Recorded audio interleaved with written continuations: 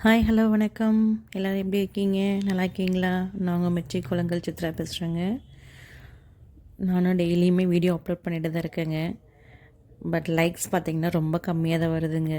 Please video பார்க்குறவங்க like பண்ணுங்கள், share பண்ணுங்கள், சப்ஸ்கிரைப் பண்ணாதவங்க சப்ஸ்கிரைப் பண்ணுங்கள், மறக்காமல் கமெண்ட் பண்ணுங்கள்.